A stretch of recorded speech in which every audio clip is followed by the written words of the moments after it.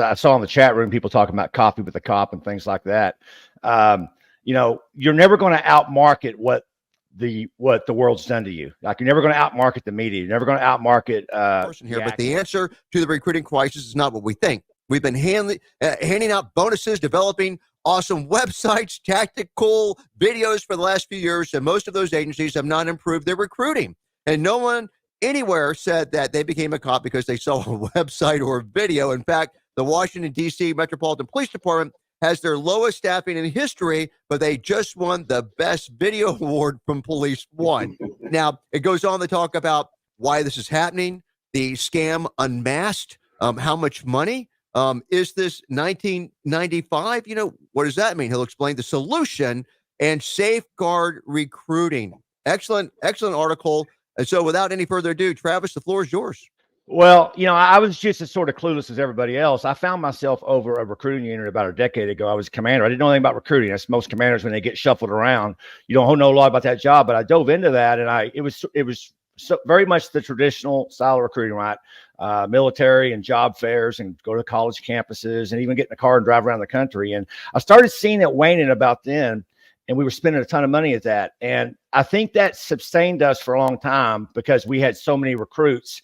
I call it the 80-20 rule now, Chip. Like, I think most generically, when you've got 150% of candidates and you're only picking 100% of them, it's not really difficult, right? We always called ourselves recruiters. We had recruiters and recruiting fairs. This wasn't really what it was. But then when those candidates dry up, and 80-20 rules, I think most agencies, about 80% of their staff is going to still come to them like they always did, but you have to go out and get the other 20%. Well, those old methods don't work.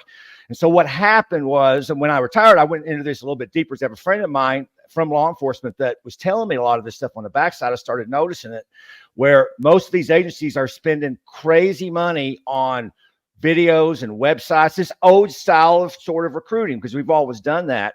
And because they don't know any different. And listen, these marketers are slick. I don't blame them. And by the way, most of them, in fact, all of them except Safeguard, that my buddy runs, is not from law enforcement. They were traditional marketing companies that sort of branched off a DBA, right, to sort of target this audience because they saw it. And man, they're slick. And so what really came to head, I was out visiting Randy, and I was at an agency there next to Las Vegas, and this recruiter came up to me and said, "Hey, what you're talking about recruiting is correct. We spent $150,000 a few years ago, and we literally got nothing but a website and a video."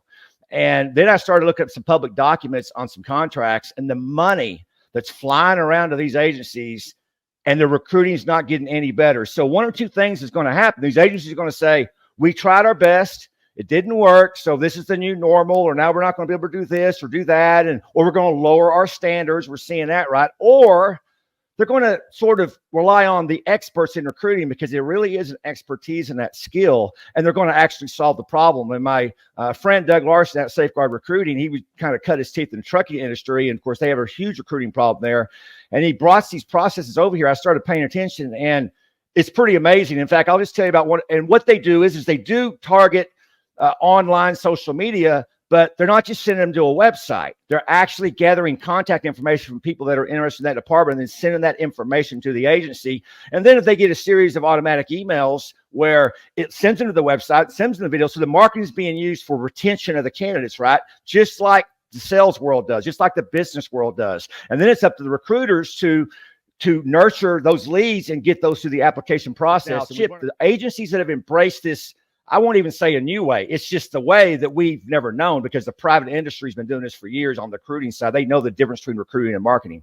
The price is nothing compared to what these agencies are spending on this slick marketing, right?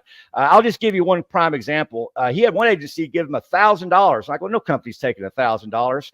And he sends them like 200 recruits. I'm like, how does that happen? But what he's finding out is agencies aren't really prepared on the process side to process that amount of people. So they've got some software they provide agencies now. And I'm telling you, it's frustrating for me, Chip, because I have dove into what they're doing. I'm so impressed by it. I've seen it work time and time again. And there's agencies out there, kind of dirty little secret. They don't want to tell anybody because they're really solving their problems.